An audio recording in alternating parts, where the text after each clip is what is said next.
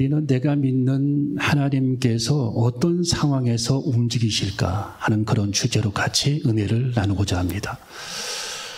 하나님이 나의 하나님이라면 우리의 삶 속에서 나를 위해 하나님께서 움직이시고 일하셔야 할 텐데, 나 따로 하나님 따로 그렇게 인생을 살아간다면 우리가 하나님을 믿을 필요가 없는 거죠.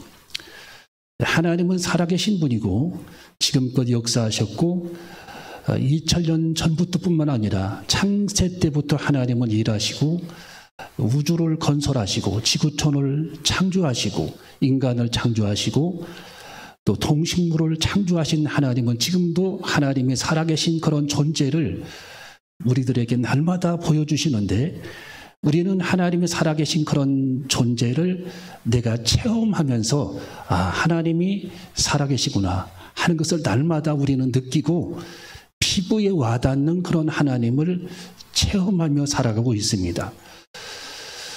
자, 우리 하나님께서는 어떤 상황에서 움직이시고 일하실까? 우리 하나님은 첫 번째로 하나님께서 우리들을 보실 때에 불쌍히 여기실 만할 때 하나님은 움직이신다라는 거예요. 불쌍히 여기실 때. 우리 한번 따라해볼까요? 불쌍히 여기실 때. 아브라함이 이삭을 낳고 이삭이 야곱을 낳고 야곱이 12아들을 낳는데, 야곱의 12아들 중에 요셉이 에집트의 총리가 되면서 부모님들을 초청을 합니다. 그래서 에집트에 살아가는데 430년 만에 그들의 인구가 200만 명으로 불어나게 되죠. 200만 명으로 인구가 불어나게 되니까 에집트 사람들과 에집트 바로 왕이 거기서 위기의식을 느끼게 됩니다. 전쟁이 벌어지게 되면 얘네들이 총뿌리, 지금으로 말하면 총뿌리를 우리에게 겨눌 만한 인구가 됐구나, 우리는 큰일 났구나, 그렇게 위기의식을 느껴가지고 남자아이들이 출생하게 되면은 다 그들을 죽이라고 말합니다. 그래서 남자아이들이 다 그때 죽임을 당했어요. 이제 이스라엘 그 남자아이들이 에집트에 종살이 할 때에.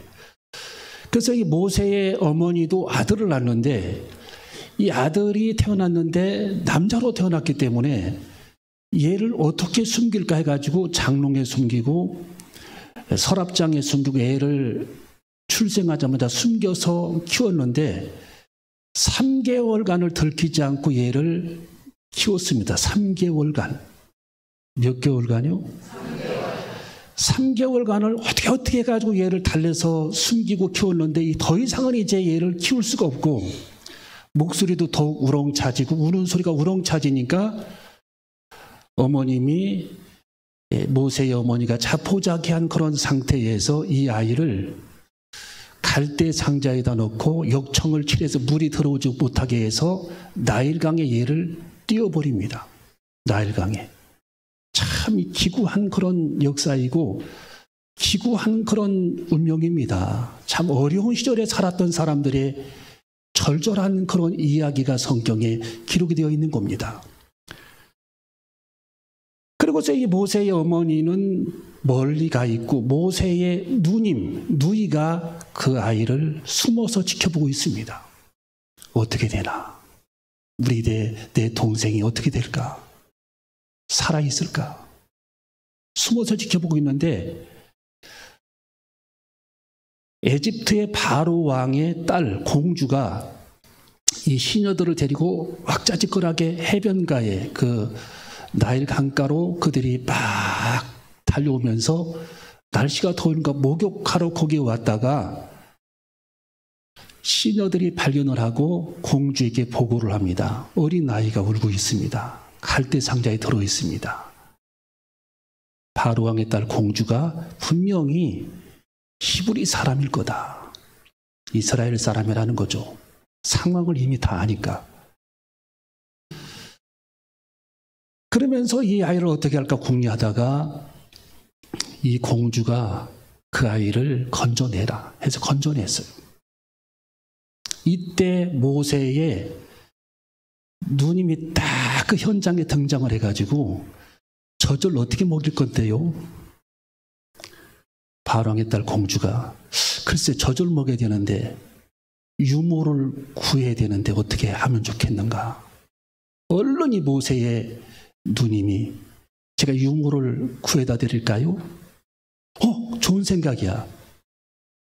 그때 쏜살같이 달려가서 자기 어머니, 모세의 어머니를 유모로 소개하는 겁니다. 그렇게 바로왕의 딸 공주는 모세의 어머니인 줄 모르고 유모로 그를 맞이하는 거예요. 젖먹이는 유모.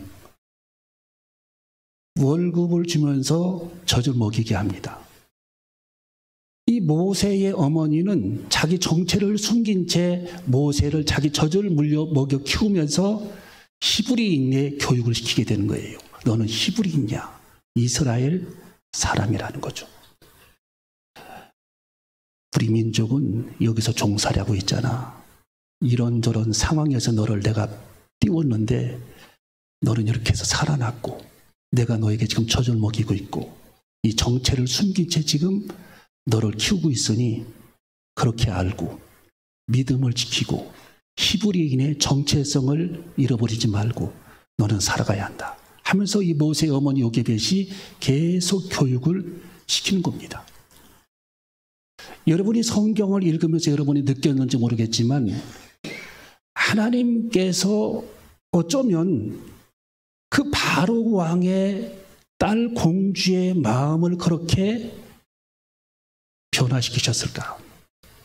쉽게 말하면 이 바로의 딸 공주가 히브리인인 것을 알면서도 왜 그를 왕궁으로 데리고 왔을까? 이것은 어떻게 보면은 여러분이 생각하기에는 미스테리이다라고 생각할지 모르겠지만 하나님 편에서 보면은 하나님께서 그 공주의 마음을 감동시켜서 모세를 보는 순간 불쌍히 여기는 마음을 주신 겁니다. 불쌍히 여기는 마음.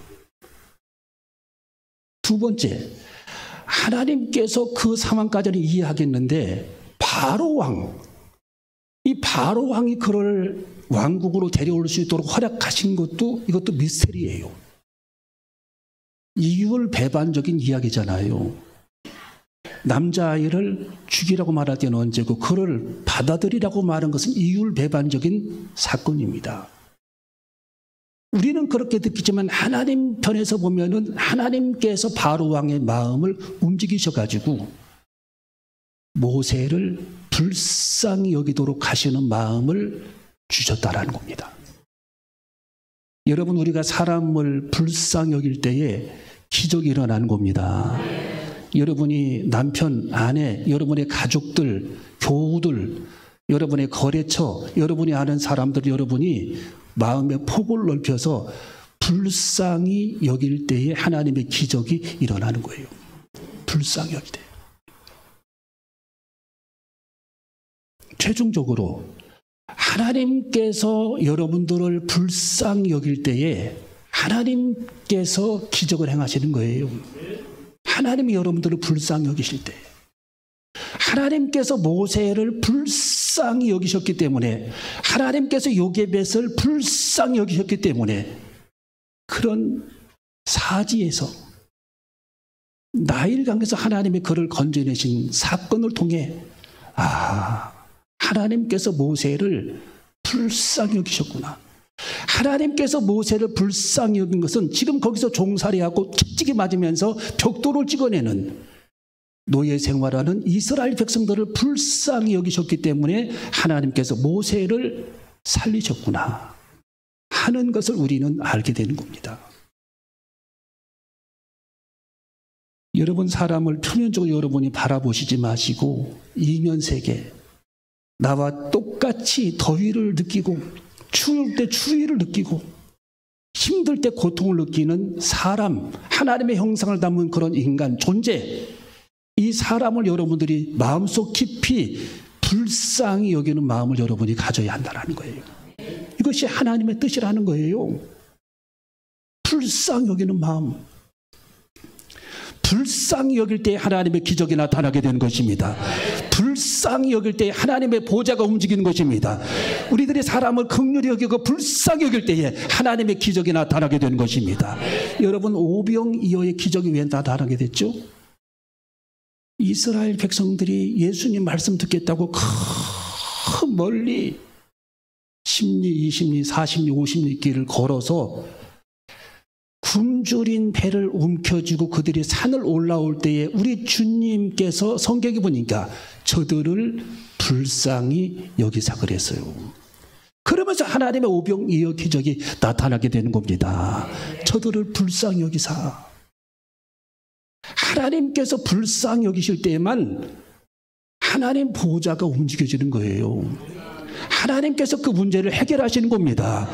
하나님께서 우리들을 불쌍히 여기실 때만 하나님의 보좌가 움직이고 하나님께서 응답을 주시고 하나님의 마음이 동하여 움직여서 하나님께서 일하시고 역사하시는 장면을 우리는 생각해 봐야 합니다.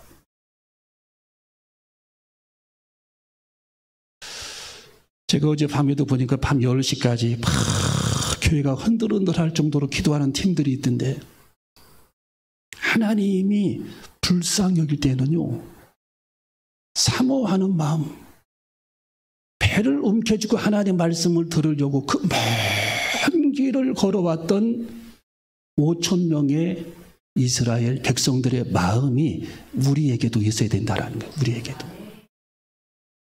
여러분, 사람마다 문제 없는 사람 없습니다. 고난이 없는 사람 없어요. 다 문제 있고 고난이 있고 눈물이 있어요. 힘든 일이 있다라는 거예요. 여러분이 그럴 때에 오늘 한 가지 여러분이 기억해야 합니다. 하나님께서 나를 불쌍히 여기실까? 자, 하나님께서 나를 불쌍히 여기시려면 내가 어떻게 해야 되는가? 구약 성경의 교만에서는 탈락입니다. 첫 번째 탈락, 교만에서는. 여러분, 우리는 하나님 앞에 심령이 가난한 자가 돼가지고 하나님 앞에 엎드리는 제단이 되어줘야 할 줄로 믿습니다. 부르짖어야 합니다. 하나님께서 우리를 불쌍히 여기시도록 부르짖어야 합니다. 하나님, 나를 불쌍히 여겨주시옵소서. 하나님, 나를 긍휼히 여겨주시옵소서. 내 눈물을 보시고 하나님, 나를 불쌍히 여겨주시옵소서. 내가 주님을 사모하는 이 마음을 하나님께서 불쌍히 여겨주시옵소서. 그런 마음을 갖지 않고서는 하나님의 마음이 움직이지를 않는 거예요. 여러분, 요게벳이 모세의 어머니가 얼마나 여러분 눈물을 흘리고 그를 불쌍히 여겼어요. 내 아들, 내 사랑하는 자식, 얘를 살려야 되는데, 다 지금 어린아이들이 죽임을 당하는데 얘를 살려야 되는데, 모세의 아버지 아므람, 모세의 어머니 요게벳이 모세가 태어나자마자 3개월간 그들은 하나님 앞에 얼마나 기도했겠어요? 얼마나 그들이 몸부림쳤겠습니까?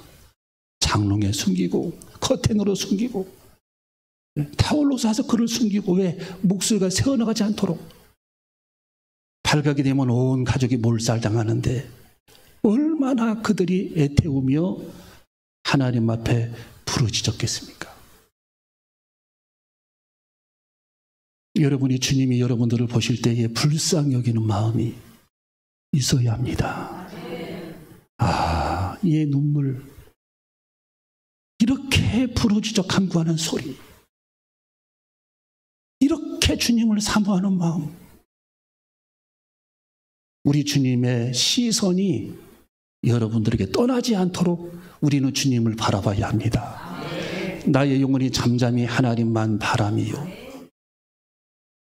모든 구원의 소망이 저를 쫓아나는도다. 하나님을 쫓아나는도다.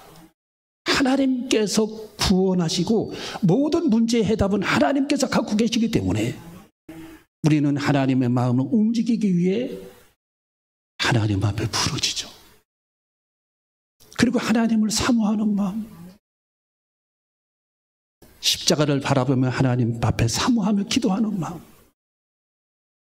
그 마음을 잃어버리지 않는 저와 여러분이 되어줘야 할 줄로 믿습니다. 제가 어릴 때 태어났을 때에 아주 중병에 걸려가지고 도저히 얘는 살지 못한다고 병원에서, 그래가지고 이제 우리 어머님이 저를 땅속에다 묻으려고, 마지막 묻으려고 광목 포를 떠가지고 이제 덮어놓으려고 그렇게 해서 그걸 준비를 했대요. 동네 사람들도 얘는 살지 못한다. 병원에서도 얘는 살지 못한다. 부여에서도 얘는 살지 못한다. 병원에서 다 얘는 살지 못한다고 하니까 음식물도 제대로 먹지도 못하지. 소화도 못 시키지. 젖을 먹지도 못하지. 하니까 이제 우리 어머님이 결국은 포기한 거예요. 포기하고 우리 집 바로 옆에가 교회였었는데 강단에다 저를 올려놓고 마지막 우리 어머님이 기도를 했대요. 숨도 잘 쉬지도 못하고 뭐 음식물도 못 먹고 의식도 왔다 갔다 하고 하니까 마지막 그 강단에다 올려놓고 하나님 앞에 절박하게 기도를 했대요. 30분간 기도를 했는데 딱 눈을 떠보니까 5시간을 기도했대요. 5시간. 눈을 떠보니까 완전히 무아지경에 빠져서 기도를 한 거예요. 그리고 기도를 하면서 깨달은 것이 한 가지 있는데 하나님께서 주신 아들을 너는 우상으로 생각을 해가지고 우상, 완전히 너는 우상으로 생각해가지고 아들을 얻은 다음부터 예배 태도도 안 좋고 예배도 드리는 둥 마는 둥 하고 온전히 거기에 아들을 막 하나님처럼 생각을 해가지고 그렇게 네가 살아온 게 아니냐. 하나님께서 그런 응답을 주시더래요. 그 회개만 했대. 그 회개만. 그땐 제가 꾸역꾸역 살아나더니 눈을 뜨더니 생긋생긋 웃더니 병이 나서 버렸어요. 그때 아마 갔으면은 아무런 존재가 안 됐을 텐데. 예. 여러분, 우리는 하나님 앞에 사모해야 합니다. 주님, 내 기도를 들으시옵소서. 내 눈물을 받아주시옵소서. 하나님을 감동시키는 기도. 예. 사모하는 마음. 정말 주님을 사모하는 마음. 지난주에 제가 어떤 그 영상에 보니까 미국의 조지아주에서 7만 명이 운동장에 모여가지고 큰 운동장에 무슨 축구 경기장에 모여가지고 예배 드리는 광경을 제가 봤어요. 7만 명이 주님은 거룩하시다, 주님은 거룩하시다 찬양하는 모습.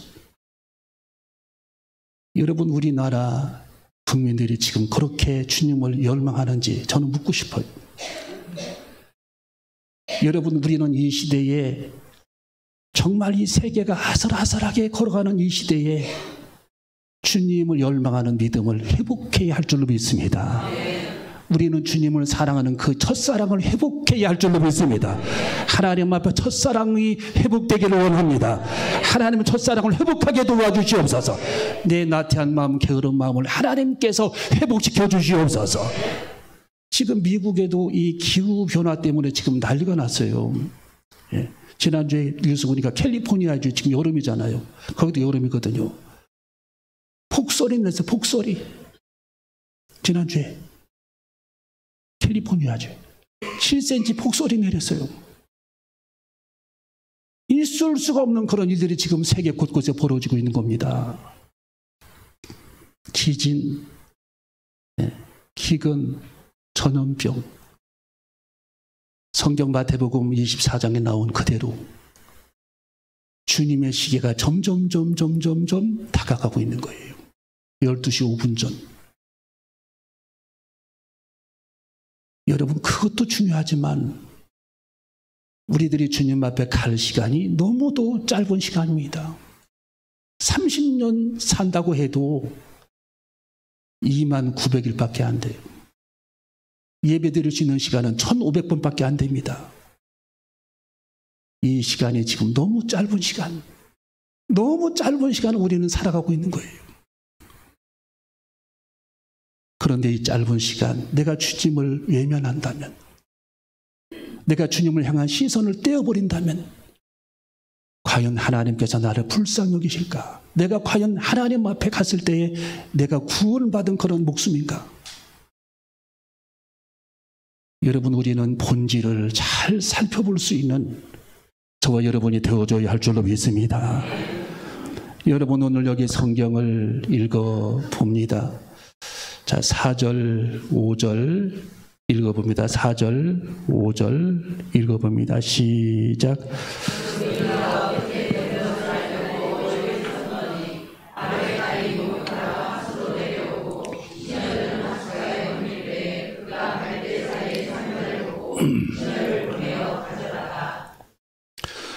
자, 하나님께서 불쌍히 여기시고 하나님께서 일하실 때에는 환경과 상황이 절박할 때라는 거예요.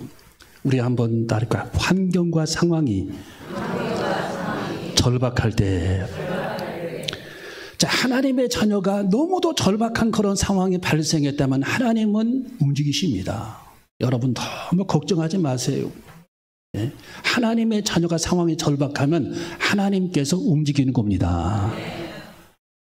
아침마다 출근하는 우리 형제 중에서도 막 매일 기도하고 가는 형제가 있더라고요. 마음으로 너무 사모하는 마음이 있어요. 예. 여러분, 에집트 군대가 쫓아올 때에 앞에는 홍해바다가 놓여 있고 얼마나 하나님께서도 절박하고 모세도 절박합니까? 백성들은 더 절박한 거예요. 하나님의 사람 모세가 나의 사랑하는 백성들, 너희는 잠잠히 하나님만 바라보라 그랬어요. 모든 구원이 여호와께로 쫓아 나는도다. 앞에 홍해바다, 뒤에는 에집트 군대, 딱 그 중간에 샌드위치가 된 이스라엘 백성들, 오갈 데가 없습니다. 너희는 잠잠히 하나님만 바라라. 여호와 하나님께서 행하시는 일을 너희들이 보리라 하고 바다를 향해서 물을 지팡이로 내려치는 모세의 마음을 여러분이 생각해 보세요. 여러분, 우리는 당당한 그런 결단이 우리들의 삶 속에서도 있어져야 할 줄로 믿습니다. 우리 앞에 어려운 일들, 내가 해결할 수 없는 그런 문제들, 그 절망적인 그런 상황 앞에서 여러분이 주저앉지 말고 포기하는 것이 아니라 나의 등 뒤에 계신 하나님께서 이 절박한 상황에 개입하시도록 우리 주님의 능력을 기다릴 수 있는 저와 여러분이 되어줘야 할 줄로 믿습니다. 여러분, 하나님께서는 모세가 지팡이를 내려치니까 동풍을 불게 해서 바닷물을 갈라놓으시고 200만 이스라엘 백성들이 홍해바다를 횡단해 걸어가는 그런 하나님의 초자연적인 그런 축복의 역사가 그림에도 나와 있잖아요. 저게 실화예요, 실화. 예. 사해바다를, 홍해바다를 탐험하는 탐험대들이 거기서 바퀴, 에집트 군사들의 바퀴도 거기서 그들이 빼내오고 건져내고 그 유물도 그대로 다 있고 200만 명이 홍해바다를 건너가서 사막에서 그들이 40년을 살아갈 때의 흔적들 그대로 남아있고 이스라엘 땅, 지금의 가나안 땅, 이스라엘 땅으로 그들이 넘어와서 이스라엘 정착민이 되었던 생생한 역사적인 그런 사건들, 사실들, 그런 사실들은 하나님께서 역사 속에 기록해 놓았기 때문에 아무도 흔들지를 못하는 겁니다. 여러분, 이순신 장군 흔드는 사람이 있습니까? 김춘추, 양만춘 장군, 을지문덕 장군, 중국의 이세민과 전쟁했던, 탕태준과 전쟁했던 그런 상황들, 역사는 그대로 있는 거예요. 성경의 역사도 마찬가지입니다. 그대로 하나님께서 기록해 놓으셨어요. 여러분, 내가 정말 하나님의 참된 자녀가 되어서 절박한 상황에서 하나님께서 나를 도우시도록 우리들의 믿음을 점검하는 귀한 시간이 되시기를 주님의 이름으로 축원합니다. 마지막 세 번째로, 택함받은 자녀들이 고난당할 때 하나님께서 움직이신다라는 거예요. 우리 한번 따르고, 택함받은 자녀들에게, 택함받은 자녀들이 고난당할 때에 하나님께서 움직이신다. 하나님께서 움직이시는 거예요. 택함받은 자가 고난당할 때에. 여러분, 너무 인생을 염려하지 마시고 성경 로마서 8장 28절에 보니까 하나님을 사랑하는 자, 곧 그 뜻대로 부르심을 입은 모든 자들에게는 모든 일이 합력하여 선을 이루느니라 그랬어요. 하나님을 사랑하는 자들, 하나님께 부름받은 자들은 하나님께서 어떤 상황이든지 그 문제를 하나님께서 풀어가신대요.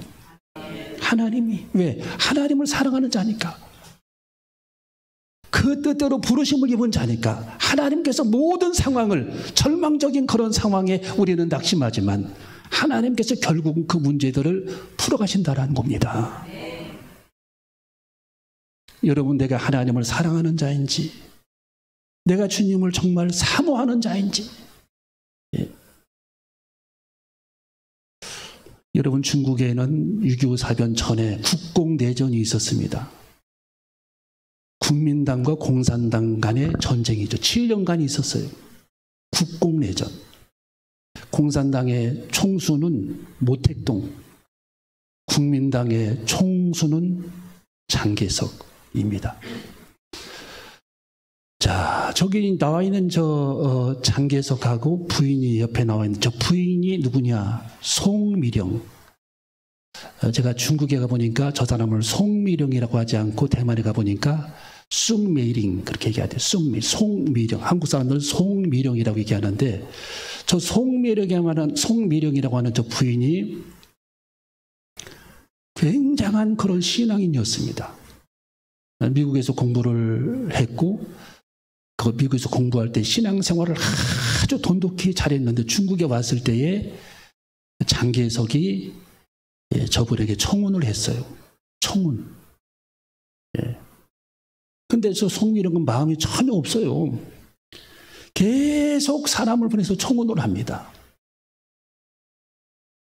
그랬더니 송미령이 장개석에게 한 가지 조건을 제시했어요. 그게 뭐냐? 당신 나랑 결혼하려면 예수님을 영접해야 된다.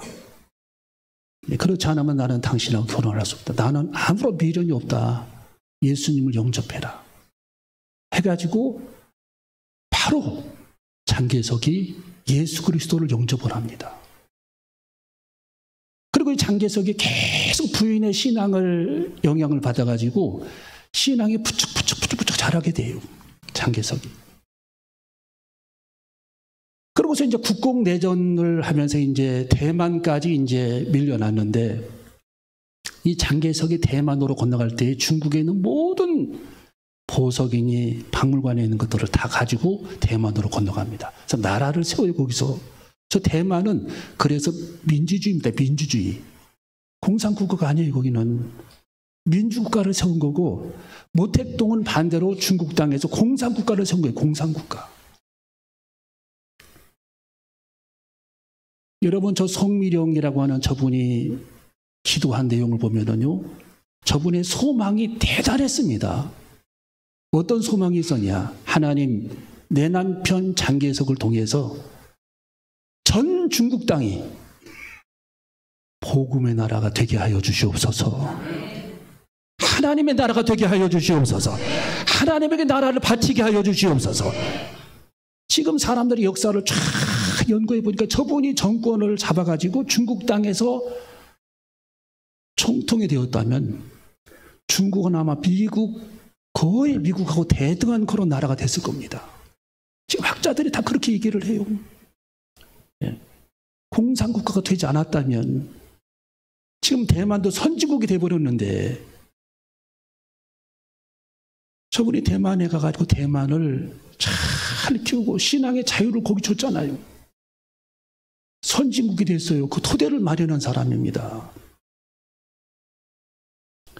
저 송미령 하는 사람은 남편이 죽고 106세까지 살았는데 1800년 사람인데 2003년까지 살았습니다. 신앙을 지키면서 하나님 앞에 기도하면서 불굴의 그런 신앙을 가지고 하나님, 대만 땅에 하나님의 복음화가 이루어지게 해달라고 기도했던 사람이 송미령입니다. 여러분, 우리는 비전을 가져야 합니다. 2차 대전이 끝나고 미국에서 투표를 했습니다. 세계에서 가장 영향력이 있는 여성 10명을 뽑아라 했는데 송미령이 당선됐어요. 거기 뽑혔습니다. 이승만 대통령 때에는 상해의 임시정부를 도왔다고, 저분이 도와줬다고 1급 훈장까지 받았던 사람이 송유령입니다. 한국의 그 임시정부를 굉장히 은밀하게 도와줬어요. 우리나라 전쟁 때는 저 장개석 총통이 쌀을 후원했어요. 한국에. 한국전쟁에 참전하겠다고 얘기까지 한 사람입니다. 네, 저분은 민주주의를 원했기 때문에. 그리고 하나님 앞에 기도하는 사람이었어요.